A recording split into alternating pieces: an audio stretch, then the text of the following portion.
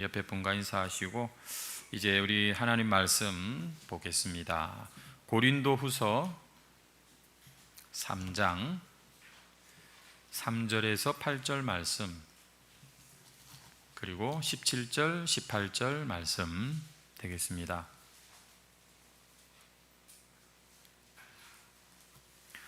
다 찾으신 줄 알고 고린도후서 3장 3절에서 8절 또 17절 18절 합독하도록 하겠습니다. 시작. 너희는 우리로 말미암아 나타난 그리스도의 편지니 이는 먹으로 쓴 것이 아니요 오직 살아계신 하나님의 영으로 쓴 것이며 또 돌판에 쓴 것이 아니요 오직 육의 마음판에 쓴 것이라.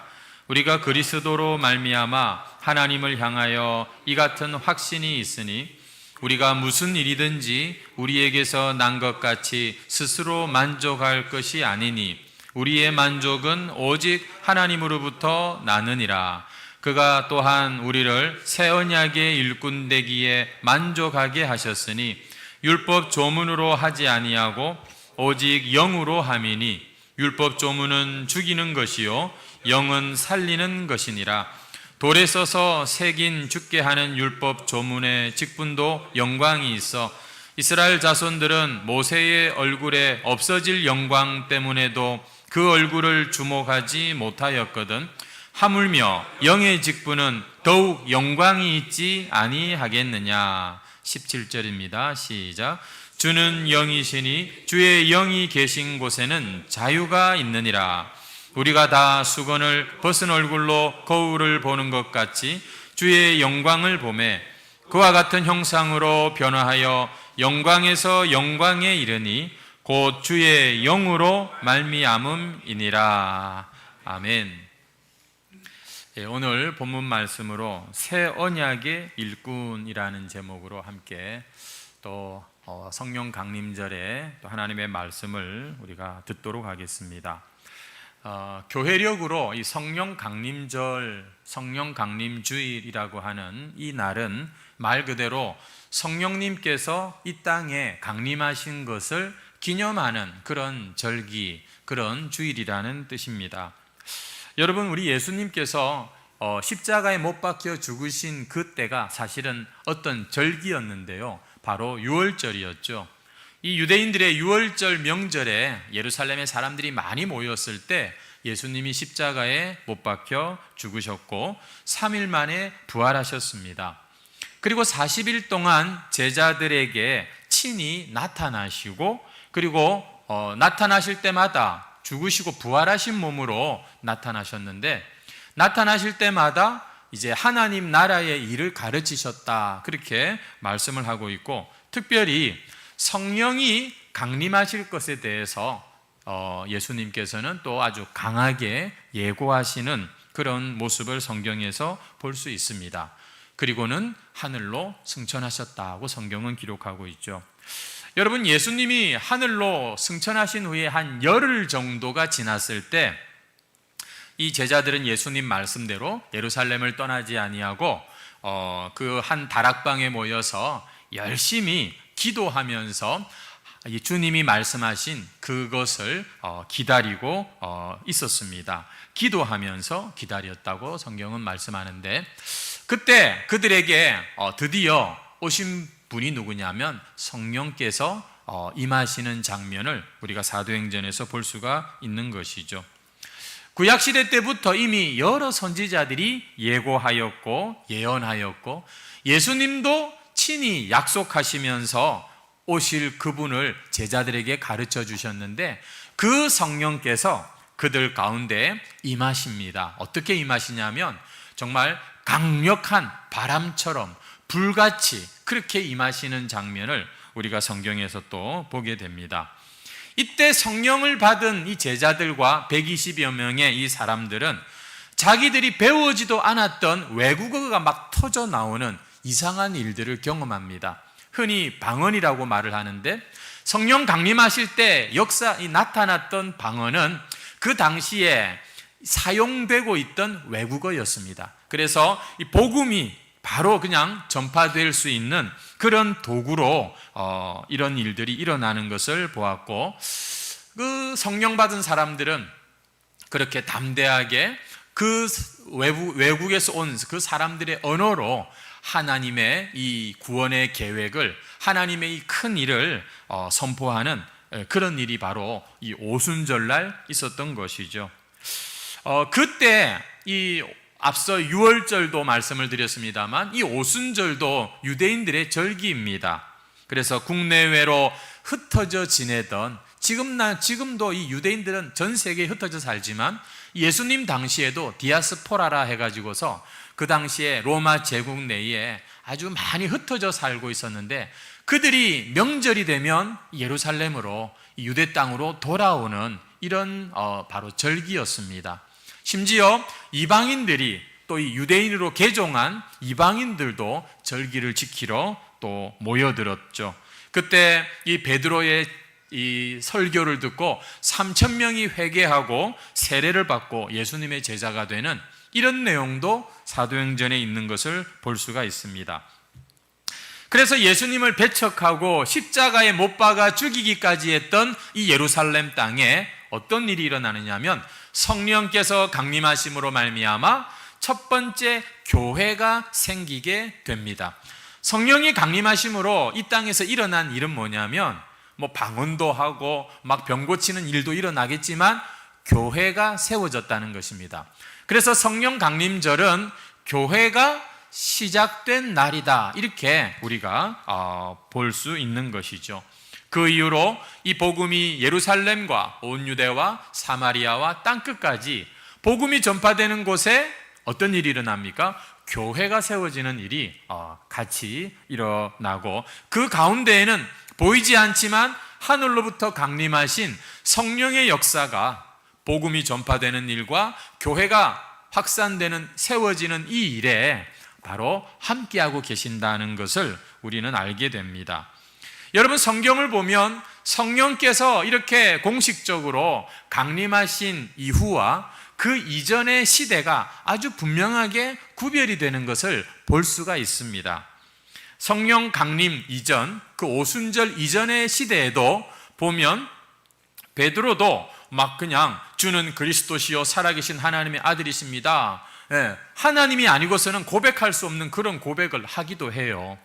또 보면 구약시대 때 삼손에게 하나님의 영이 임하는 그런 말씀과 기록들이 있는 것을 봅니다. 많은 선지자들이 성령에 충만하여 그 예언을 하였고, 많은 구약시대의 주의 종들이 성령에 감동되어 말씀도 기록하고 또 백성들을 가르치고 지도하기도 했습니다. 하지만 그때는 성령은 간헐적으로 특별하게 부어지는 그런 은사였습니다. 그런 하나님의 은혜였고요.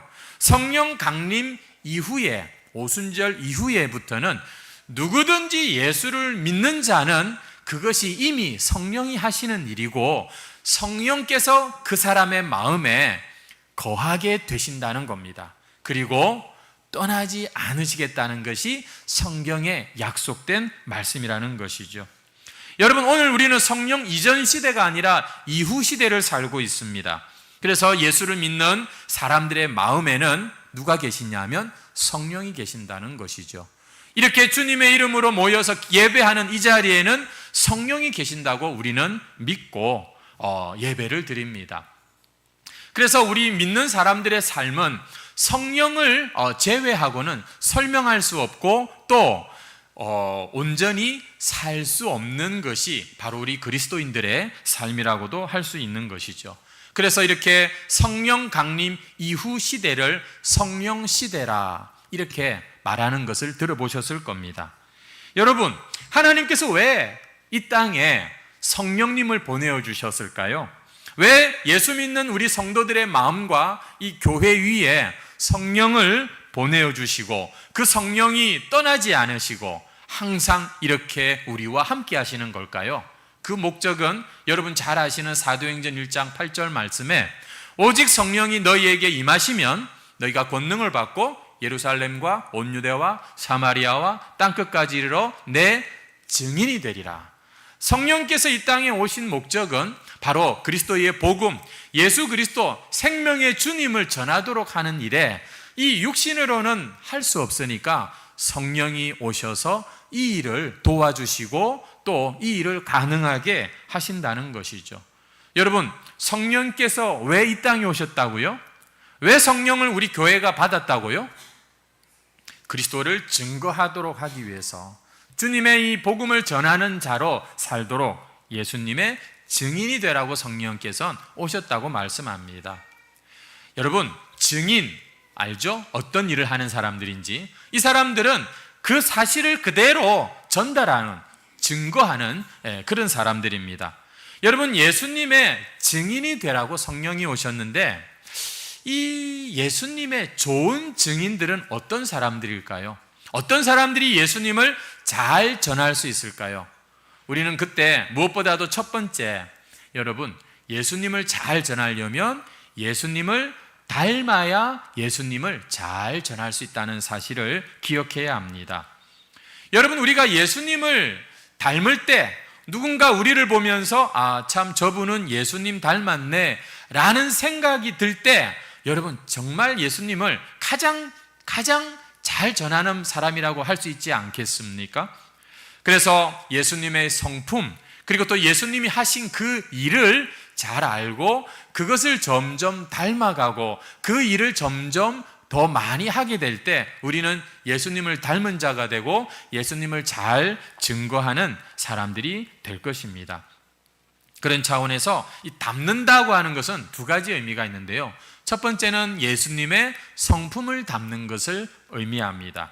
대표적으로 갈라디아 5장에 보면은 사랑과 희락과 화평과 오래 참음과 자비와 양성과 충성과 온유와 절제, 이 성령의 9가지 열매가 예수님의 성품을 말하는 것입니다. 성령님이 우리 안에 오셔서 예수님을 잘 전하도록 하기 위해서 먼저 우리부터 바꾸시고 변화시키십니다. 어떻게 해요? 예수님처럼 그렇게 성품을 갖고 그렇게 살게 하시는 것이죠. 또 하나가 뭐냐면 예수님이 이 땅에 오신 그 목적, 그리고 죽기까지 예수님께서 그 사명을 감당하신 거 뭐예요?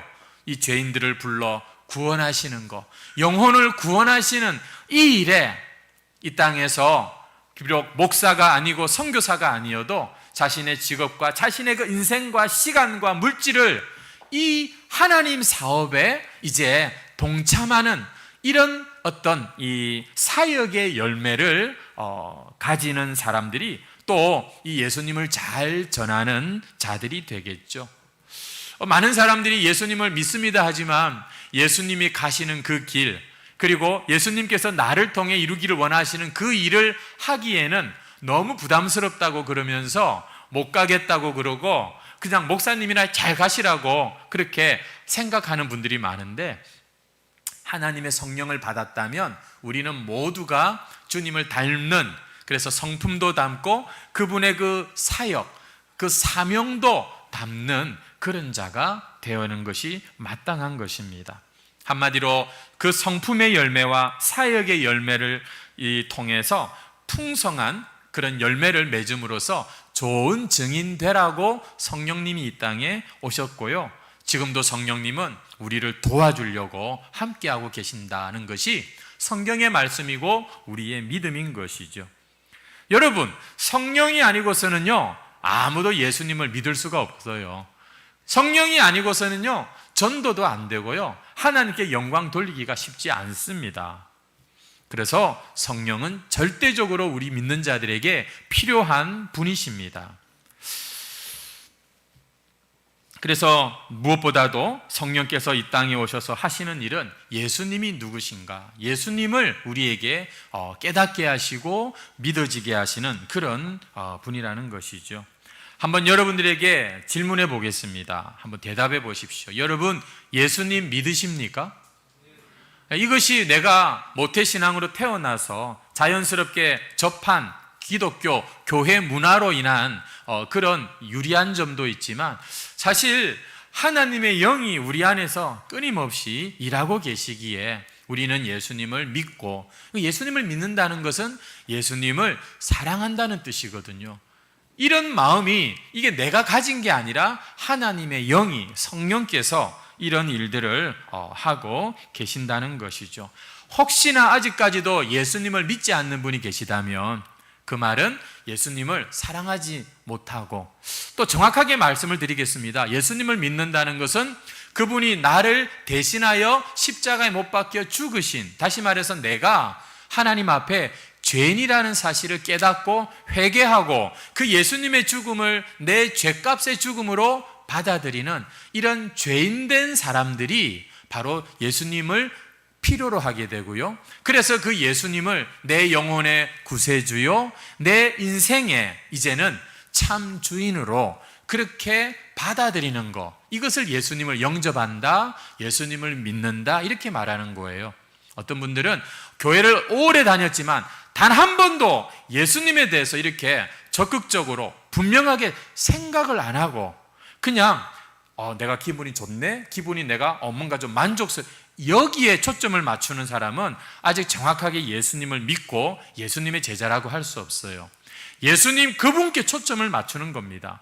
오늘 이 아침에도 여러분 왜 교회 나오셨어요? 그 예수님께 얘가 예배하고 영광 돌리기 위해서 우리는, 그러니까 예수님께 초점이 맞추어졌는지 아닌지를 잘 여러분 살펴보십시오. 어떤 일이 일어났을 때 즉각적으로 이거는 이래야 돼, 저래야 돼, 내가 여러분 판단하고 결정하고 행동한다면 아직 그 사람은 예수님을 마음에 영접하고 예수님의 뜻대로 사는 그리스도인이라고 말하기가 너무 부끄러워요. 하지만 예수님을 이제 믿고 진실한 참된 믿음으로 사는 사람들은 어떤 일이 터지면 어떻게 할까요? 주님, 이건 왜 이런 일이 생겼어요? 주님, 제가 이럴 때는 어떻게 해야 될까요? 반드시 주님을 의식합니다. 주님 그분의 눈치를 봅니다. 주님 그분께 영광이 되는 게 뭔지를 생각하고, 그리고는 그것을 선택하는, 여러분 그것이 예수 믿는 사람이고 예수님께 속한 사람들의 모습이겠죠. 여러분 어떻게 내가 그렇게 살 수 있을까 싶지만 성령이 내 안에 그렇게 일하고 계세요. 그래서 어쩌면 우리 인생에 이런 고난 저런 문제 생기는 것도 점점 우리 자신을 부인하고 예수님 선택하라고 우리에게 찾아오는 하나님의 기회라고 볼 수도 있는 것입니다. 이렇게 예수님을 믿게 되면요, 무슨 마음이 생기냐면 내 옆에 아직도 예수님을 알지 못하는 자들에 대해서 가만히 두고 볼 수가 없게 돼요. 이 친구도, 이 내 사랑하는 가족들도 정말 나처럼 예수님을 알았으면 좋겠어요. 그래서 그 예수님을 반드시 소개하게 됩니다. 소개할 때 말만 소개하는 것이 아니라 뭔가 변화된, 뭔가 전과는 다른 모습으로 그 예수님을 이제 증거하게 되는 것이죠. 이게 다 성령의 역사고, 그리고 참된 그리스도인들의 삶에서 나타나는 그런 열매라고 하는 것입니다. 혹시 여러분 중에는 내가 예수를 믿어도 누군가를 정말 예수님을 영접시키고 믿게 하는 것에 자신이 없다, 그런 분들이 계시다면 이제 우리 6월 달부터 시작되는 예수 영접 모임이라고 해서 이 목사가 더 좀 이렇게 잘 준비해서 예수님을 영접하도록 하는 그 공부에 여러분들의 참 그 소중한 친구들과 가족들을 보내주시면 제가 잘 대접하고 그리고 하나님의 말씀으로 잘 가르치도록 하겠습니다. 성령을 여러분들은 같이 기도만 해주시면 돼요. 성령님 저 영혼을 구원하여 주소서. 그러면 그 기도 가운데 성령께서 그 사람의 마음에 말씀이 깨달아지고 믿어지고 예수님을 영접하는 일이 일어나게 될 것입니다. 그런데 우리가 이렇게 예수님을 구주로, 나의 삶의 주인으로 영접하는 것으로 모든 게 끝난 것이 아니라는 것을 또 우리는 알아야 됩니다. 오히려 그것은, 예수님을 믿는 것은 새로운 은혜의 세계로 들어가는 시작을 의미하는 것이죠. 왜냐하면 예수님을 영접한 자들 안에는 누가 계신다고요? 하나님의 영이 계속 머물러 계시기 때문입니다. 여러분 집에, 여러분 방에 어떤 손님이 와 계시면 여러분 그건 평범한 일상이 아니잖아요.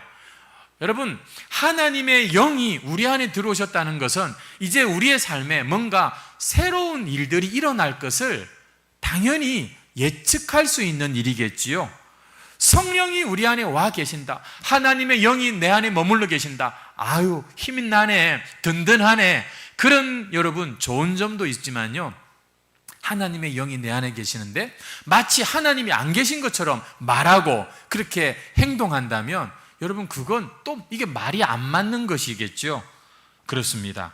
여러분, 예수님을 영접한 자들에게는 하나님의 영이 계시고요, 하나님의 영이 나와 함께 계시다는 사실을 믿는 자들은 반드시 그 삶에 여러분 변화들이 생기게 되는 것입니다. 그것을 가리켜서 새 언약의 일꾼이다. 오늘 제목을 그렇게 잡았는데, 우리 6절을 보시면은 그가 또한 우리를 새 언약의 일꾼 되기에 만족하게 하셨으니 라는 말씀이 바로 그런 의미가 되는 겁니다. 여러분, 우리는 이제 옛날 내 스타일대로 내 방식대로만 사는 자가 아니라 우리와 함께 하시는 성령으로 말미암아 새 언약을, 하나님과 새로운 약속을 한 그런 새로운 사람들이라는 것을 여러분 우리 스스로가 좀 자각해야 될 필요가 있어요. 예수 믿는 거는요 그냥 교회만 왔다 갔다 하는 것 절대 아닙니다. 그런 사람들 때문에 오늘날 교회가 이렇게 욕을 먹는 것이에요. 예수를 믿고 하나님의 성령이 우리 안에 함께 하시는 것을 믿고 사는 자들이 여러분 참 그리스도인들입니다. 그들은 비록 아직 잘 모르고 아직 여전히 연약하지만 그럼에도 불구하고 소망이 있습니다. 왜? 새 언약의 일꾼들이기 때문입니다. 새 언약에 속한 자들이기 때문인 것이죠. 도대체 새 언약이 뭔가? 자, 우리 3절 말씀을 한번 같이 보겠습니다. 새 언약을 이렇게 표현하는데요, 같이 한번 읽어보겠습니다. 시작. 너희는 우리로 말미암아 나타난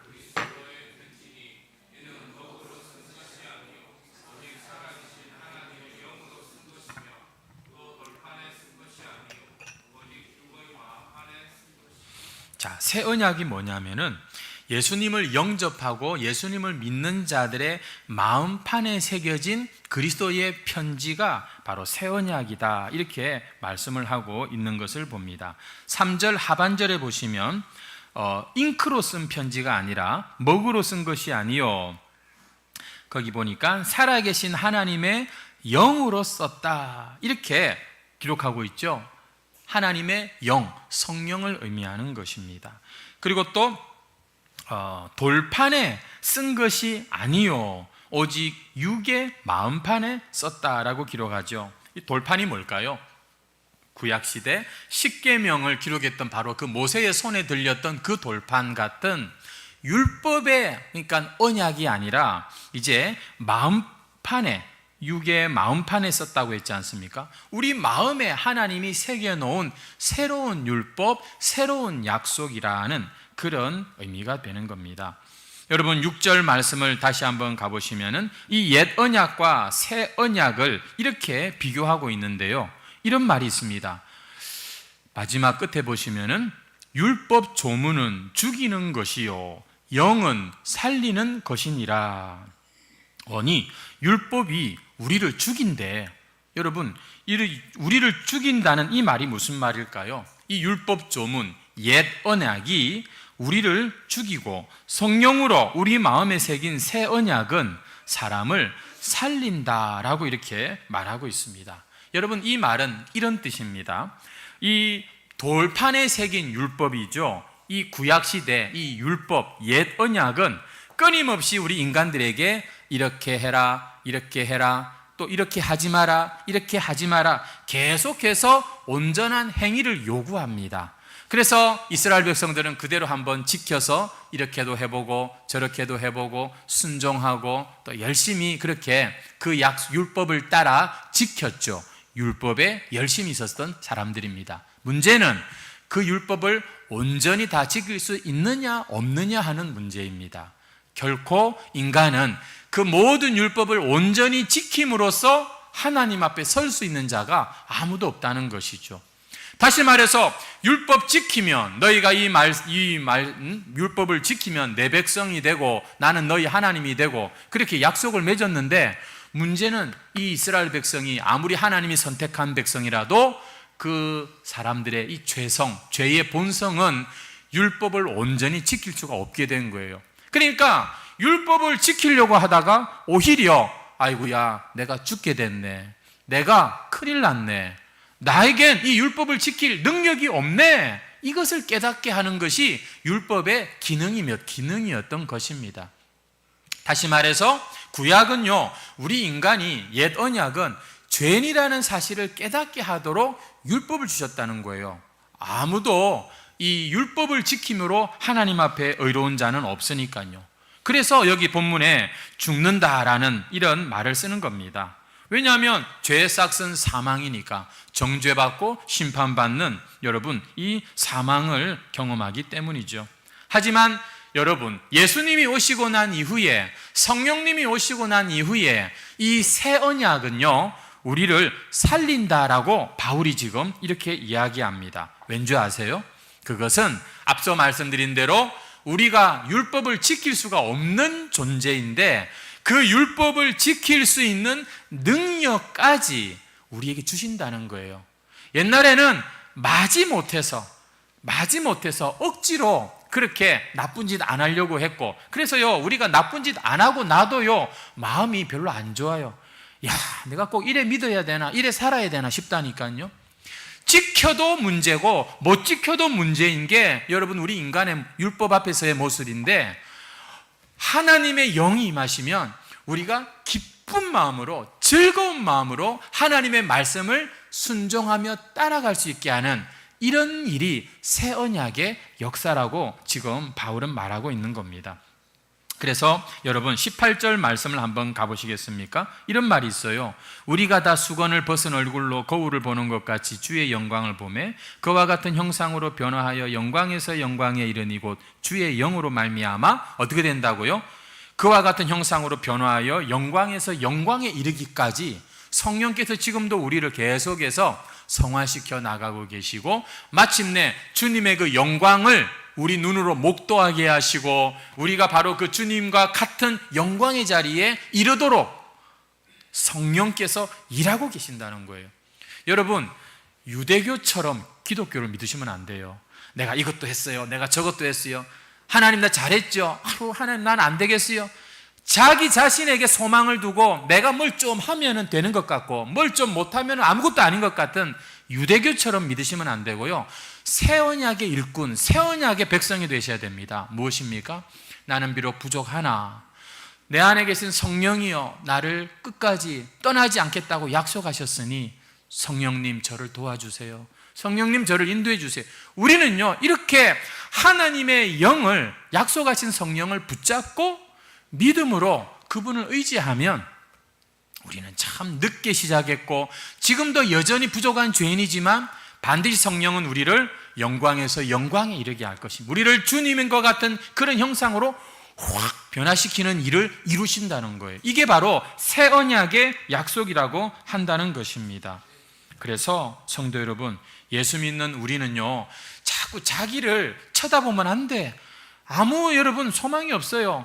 조금만 남들보다 잘하면 교만해지기 쉽고, 조금만 뭔가 부족한 것 같으면 그냥 사망의 골짜기로 그냥 이렇게 내려가 버리는, 자기를 의지하는 것이 아니라 예수님을 여러분 믿고 우리에게 찾아오신 성령님과 우리는 이제 날마다 여러분 동행하고 성령님을 근심케 하지 않으려고 하고, 성령님이 내 마음과 삶을 장악하고 충만하여서 우리는 우리의 힘으로 갈 수 없는 그 길을 성령의 도우심으로 걸어가는 그런 자가 되어야 하는 겁니다.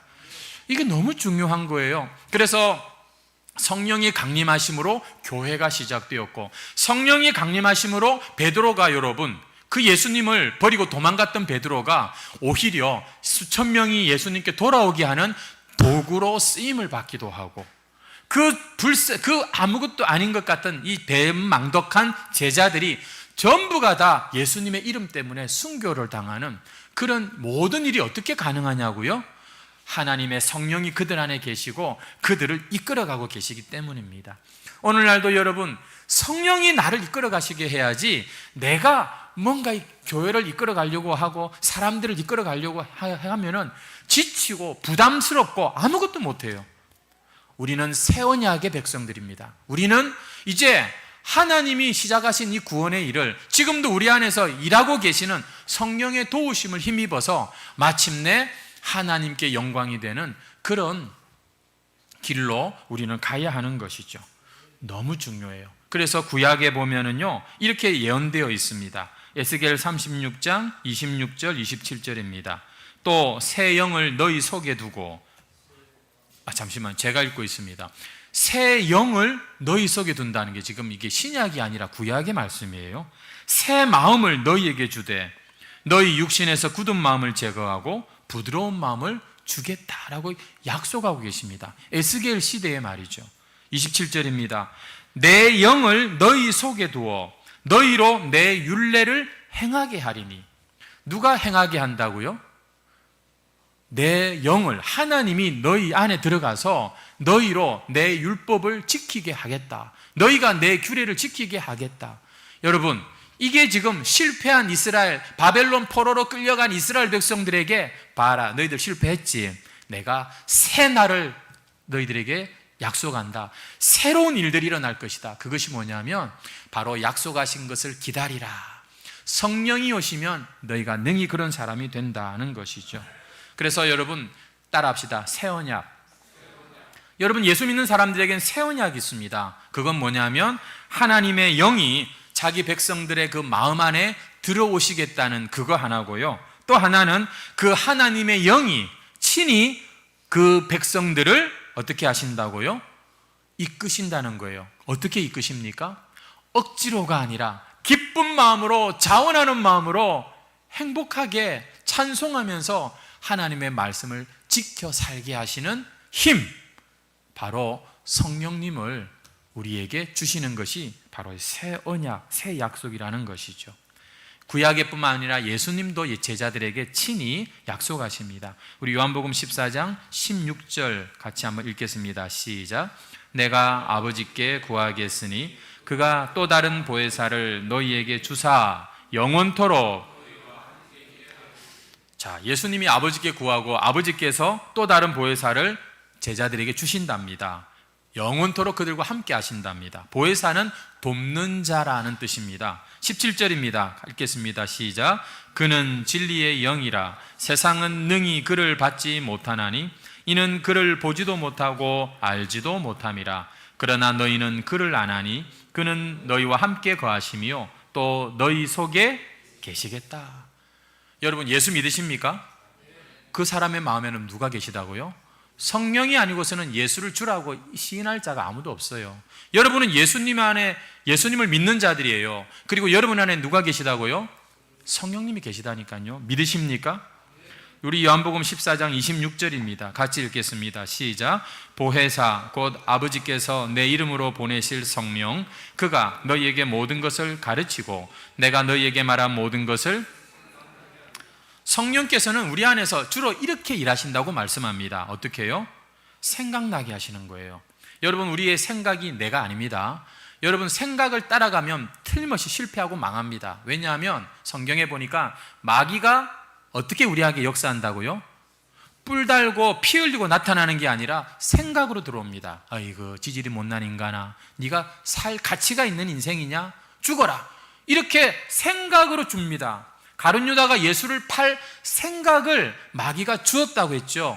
여러분, 우리는요, 생각을 분별해야지 생각을 무조건 덥석덥석 내 생각인 줄 알고 따라가면 그 사람은 예수 믿는 사람이 아니에요. 왜냐하면 마귀도 생각으로 역사하고요, 또 하나님도, 성령도 어떻게 하신다고요? 생각나게 하세요. 그러니까 우리는요, 생각을 분별해야 됩니다. 이게 하나님께로부터 온 생각인지 마귀에게로부터 온 생각인지 분별만 잘해도 여러분 신앙생활 할 수 있어요. 근데 사람들이 생각을 분별 안 해. 저 인간, 저 나쁜 저 인간, 내가 정말 때려 죽이고 싶은 그 생각이 자기 생각인 줄 알아요.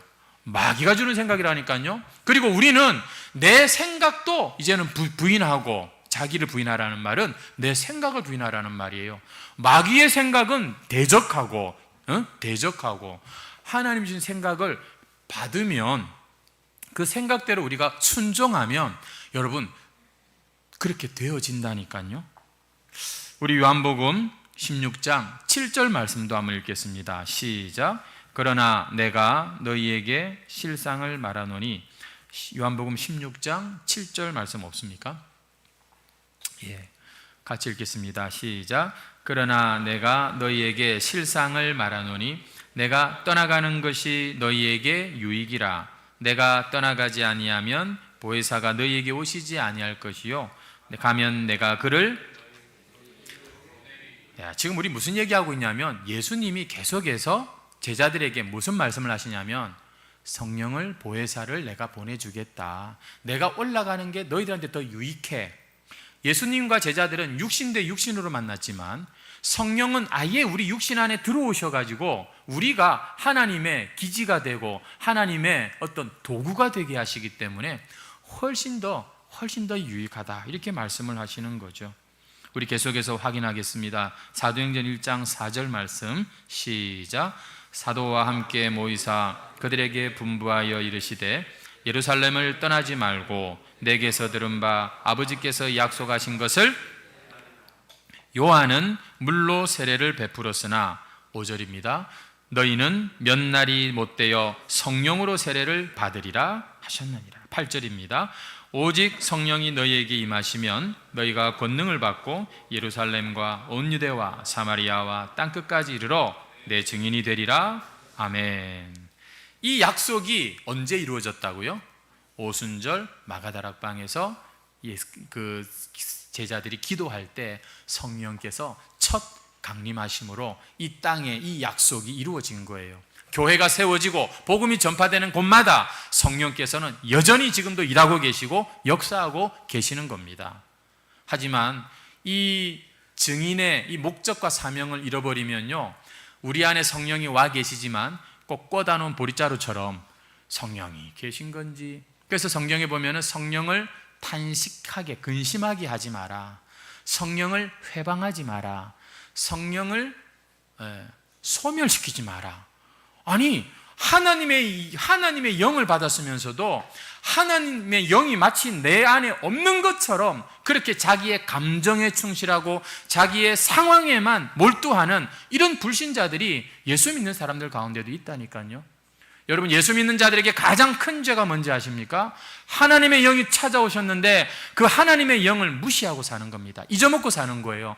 그 하나님의 성령께 도움을 구하지 않고 오직 자신의 돈과 자신의 경험과 자신의 힘으로만 살려고 하는 자가, 그가 바로 여러분 성령을 회방하고 근심케 하고 소멸케 하는, 여러분 용서받지 못하는 죄라고 성경은 말씀하고 있다는 것이죠.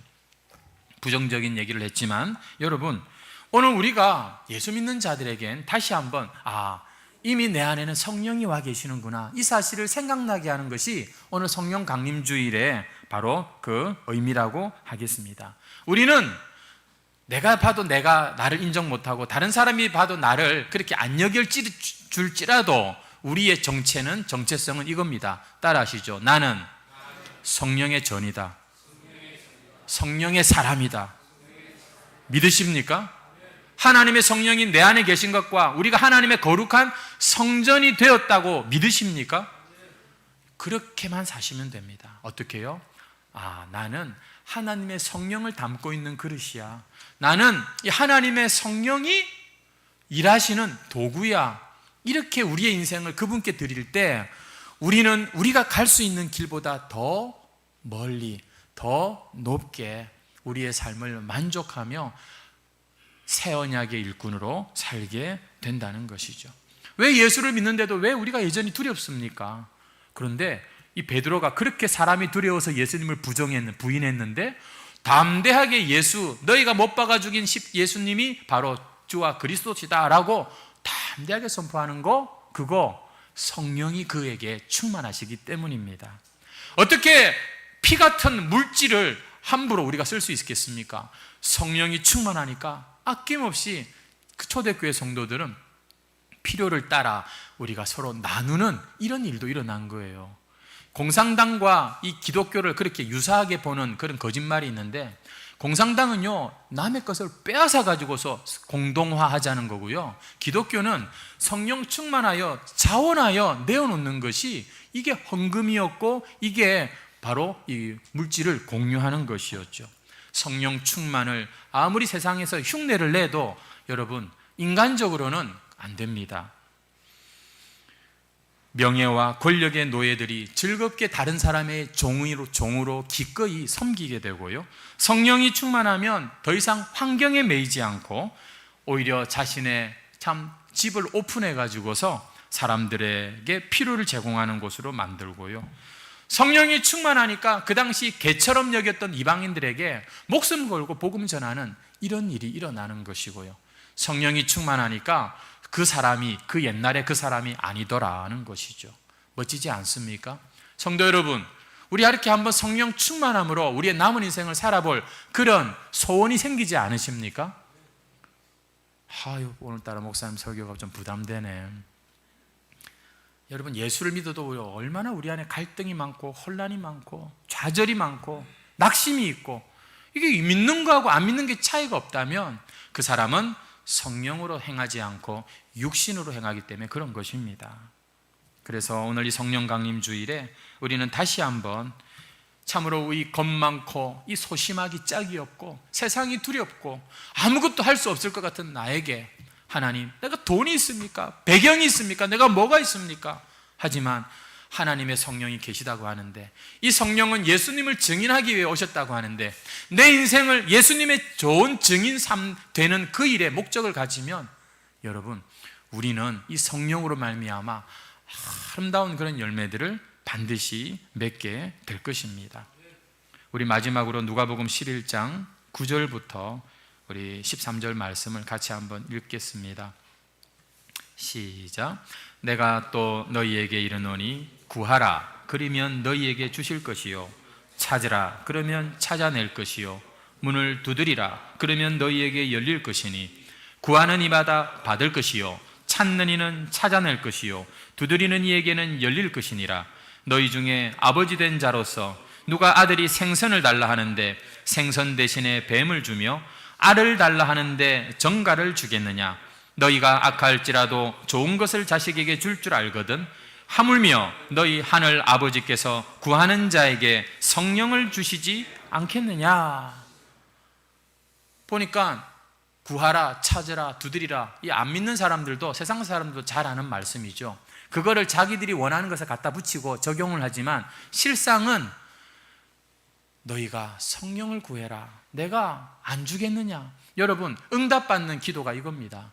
우리는요, 하나님의 능력을 구하지만 진짜 응답받는 기도는 능력의 하나님을 구하는 거기에 있습니다.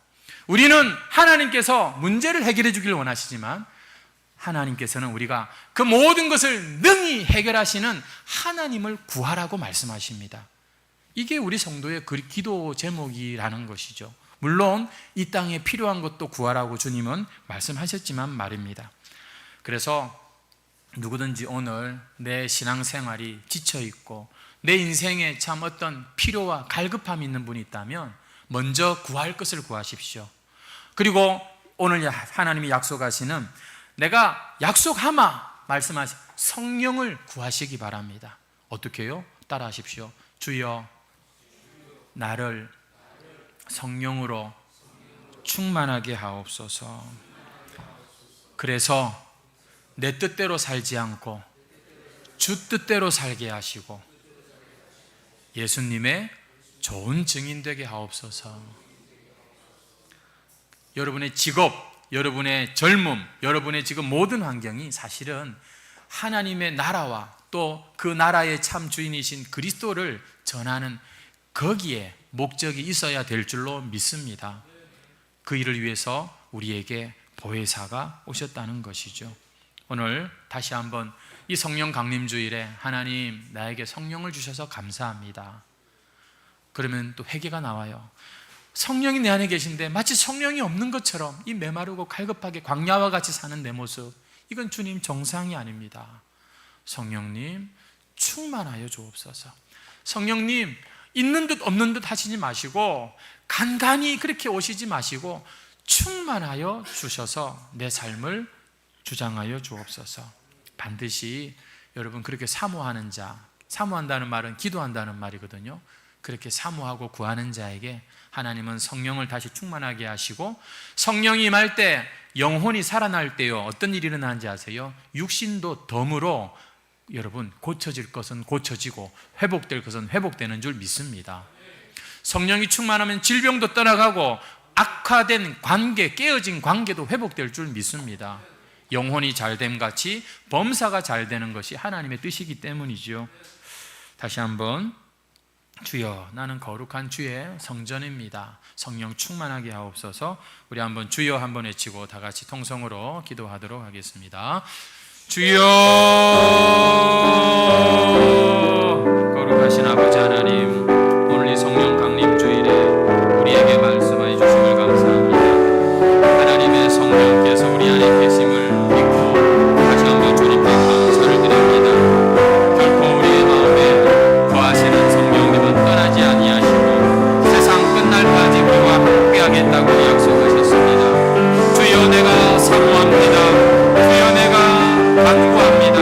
성령이여, 성령이여, 내 마음을 주장하시고 장악하시고, 성령이여, 참으로 내 안에 그리스도의 아름다운 열매를 맺게 하여 주시옵소서.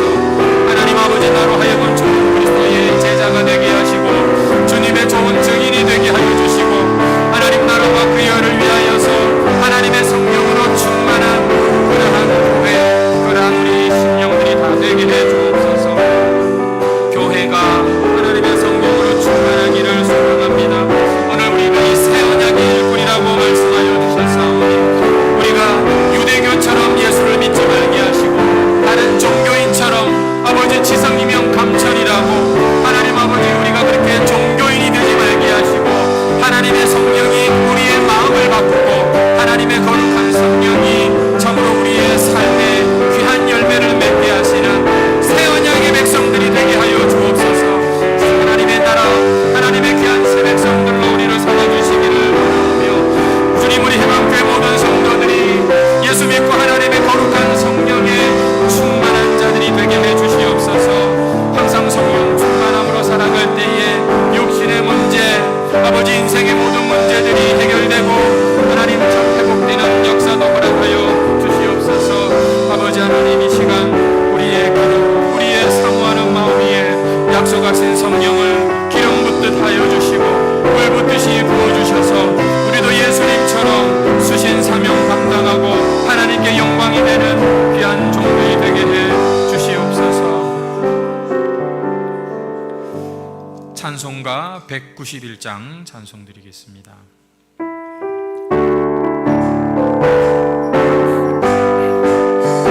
내가 매일 기쁘게 술래 얘길 행함은 주의 팔이 나를 안보하며, 내가 주의 감동을 받는 참된 비결은 주의 영이 함께함이라. 성령이 계시네,